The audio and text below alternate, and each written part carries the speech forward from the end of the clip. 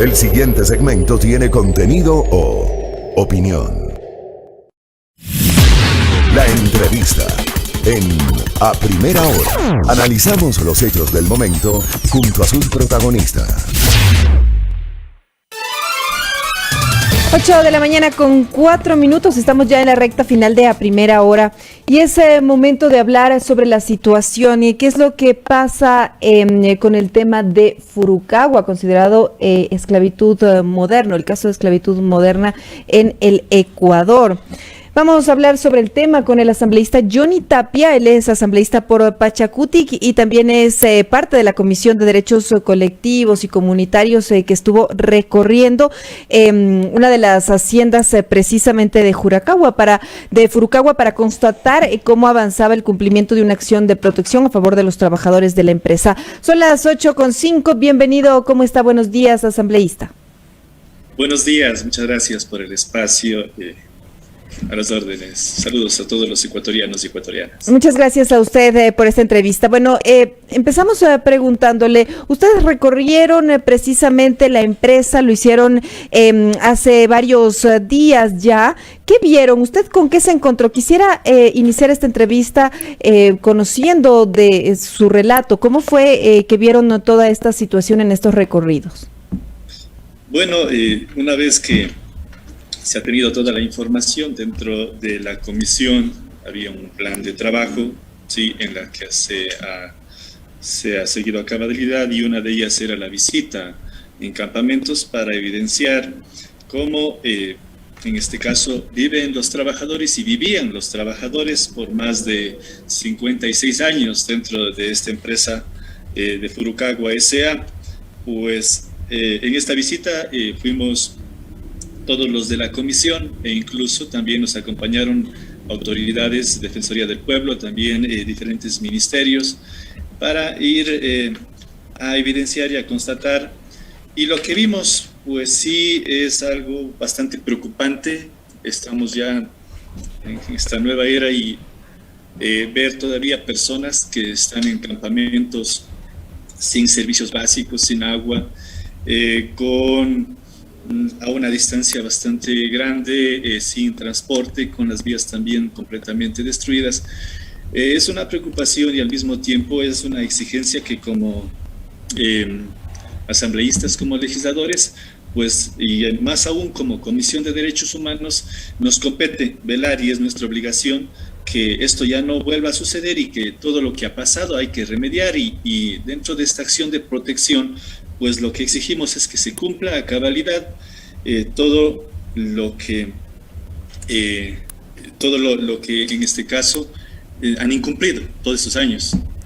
Ahora, asambleísta, aquí estuvo uno de los representantes de la empresa de Furukawa y señaló que los trabajadores están en regla, que se les respetan los derechos laborales, que tienen un contrato, que se está aportando al IES. Además, se señaló que la sentencia no está en firme, por lo tanto no hay una obligación para que se tomen acciones. ¿Cómo ven ustedes todas estas declaraciones también por parte de las autoridades de la empresa que tienen esta otra versión?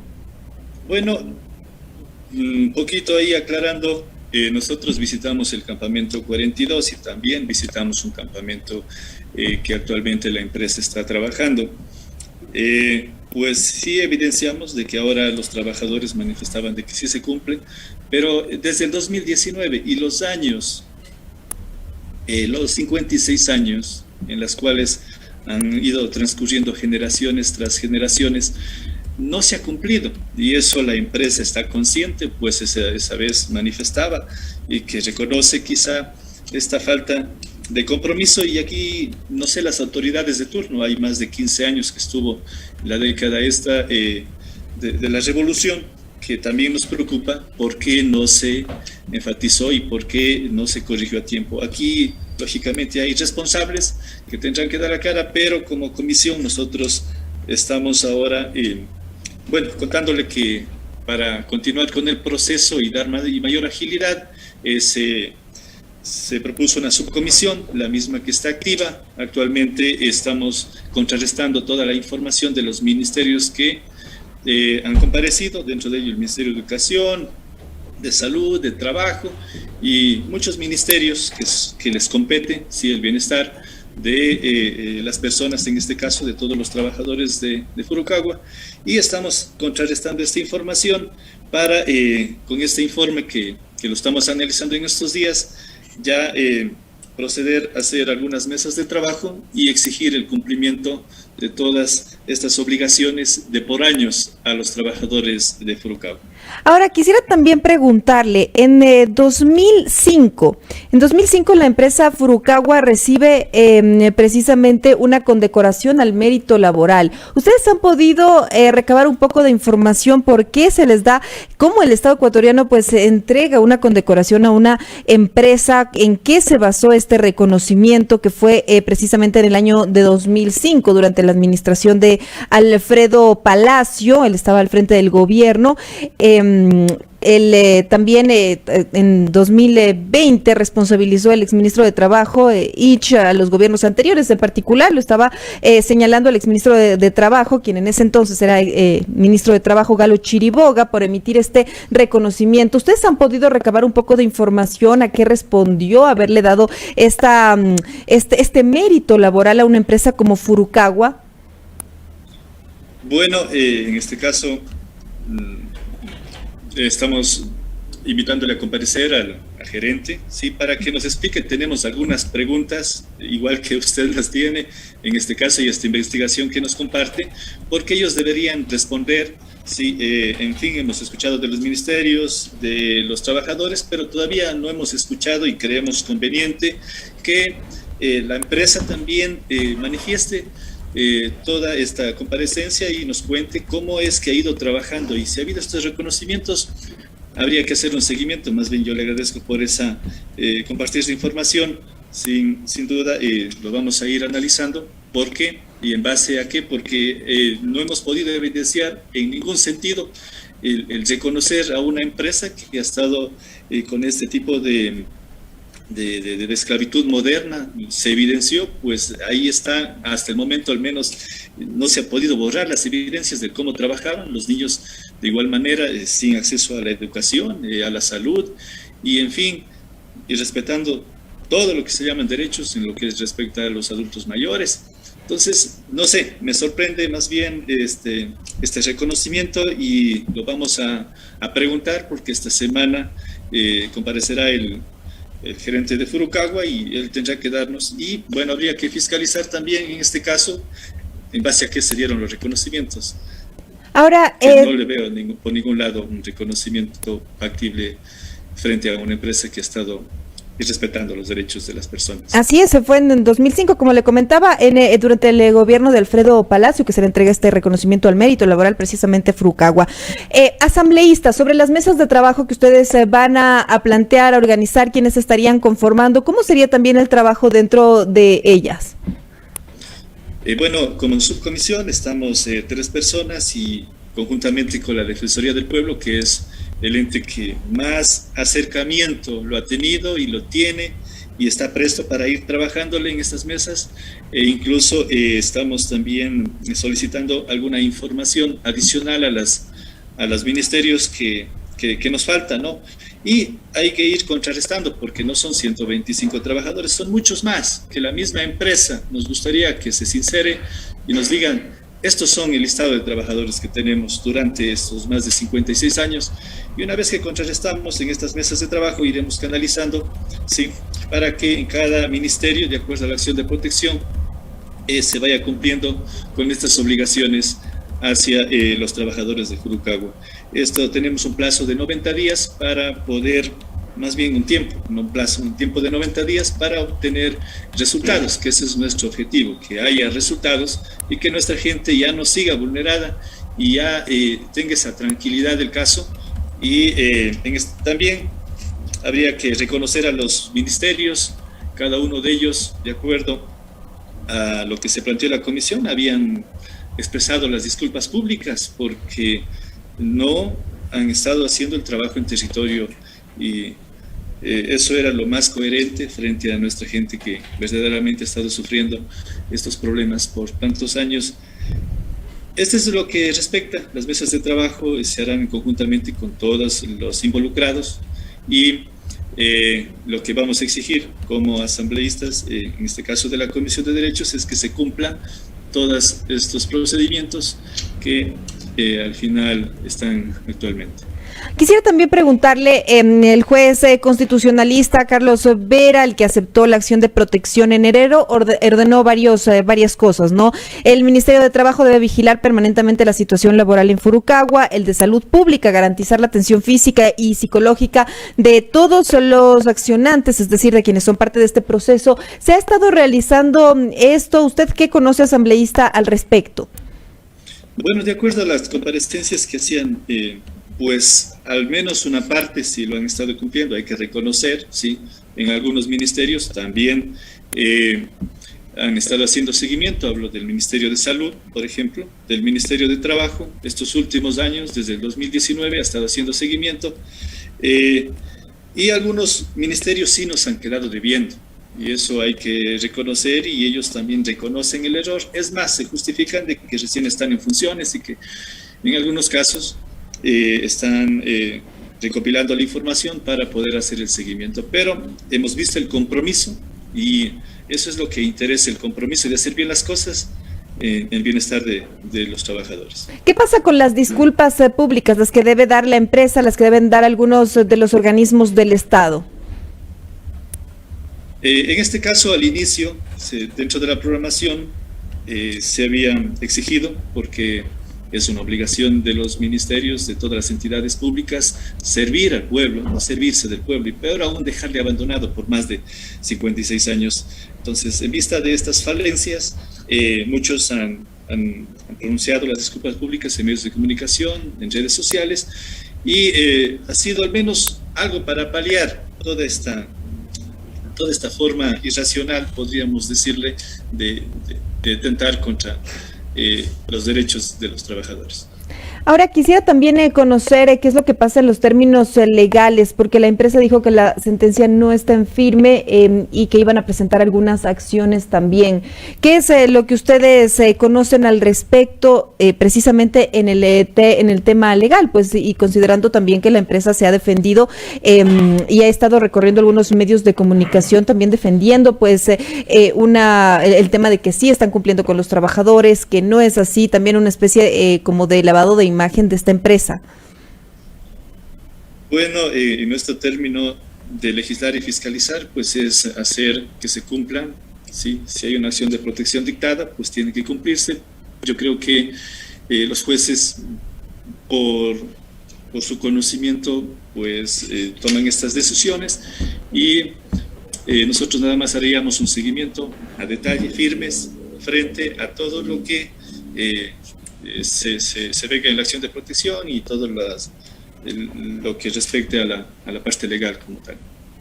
Asambleísta, ¿hasta dónde llega el trabajo de la comisión? Ustedes van, como nos ha explicado, a realizar un informe, sin embargo, presentando precisamente sus resultados, pero quisiera saber cuál es el alcance que tendría este informe, qué otras acciones podrían realizar en defensa de los trabajadores a quienes se les han vulnerado los derechos.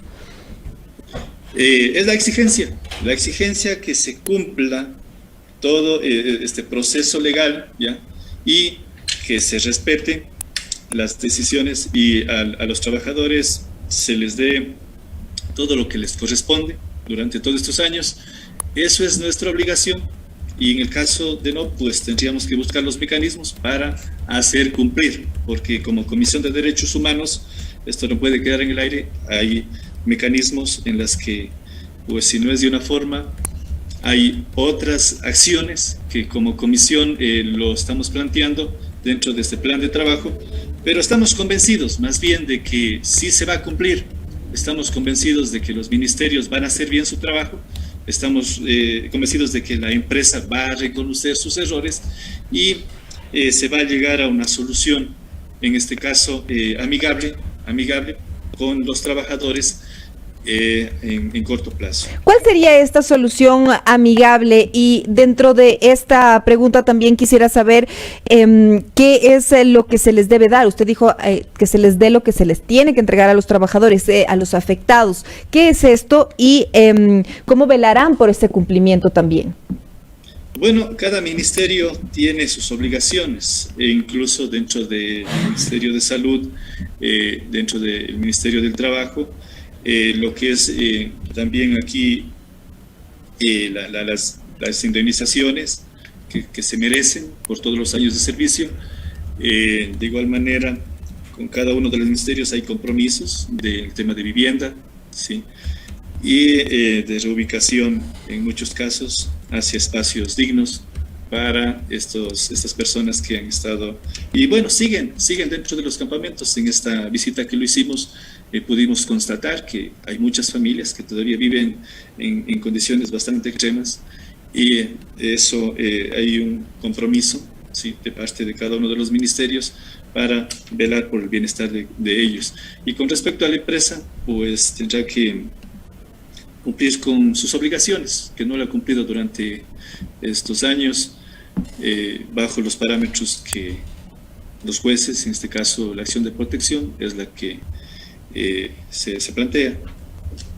Ahora, usted nos ha explicado que lo importante es que cumplan con sus obligaciones, que son más de 50 años en los que se han venido realizando afectaciones a los derechos laborales, a los derechos de los trabajadores. Asambleísta, ¿esto es lo justo, que paguen las indemnizaciones correctas y que sigan operando en el país, o deberían sentarse más sanciones ejemplificadoras, una posible salida de la empresa? ¿Se puede tomar otras acciones que sienten un precedente realmente para que no se vuelvan a repetir estos casos? Sí, en este caso hay el compromiso. No es solo Furukawa, hay que también resaltar esa parte, es a nivel nacional. Muchos problemas de esta esclavitud moderna que se van poniendo en práctica, pero el compromiso también nuestro es que esto no se vuelva a repetir, pues hacer un seguimiento frente a la situación actual que vive la empresa. Hemos comenzado también con los trabajadores que actualmente, bueno, están dando servicio a la empresa. Nos han manifestado algunas inquietudes al respecto, pero al mismo tiempo hay que reconocer, ellos solicitan de que no se le ataque tanto a la empresa, porque es su trabajito y todo.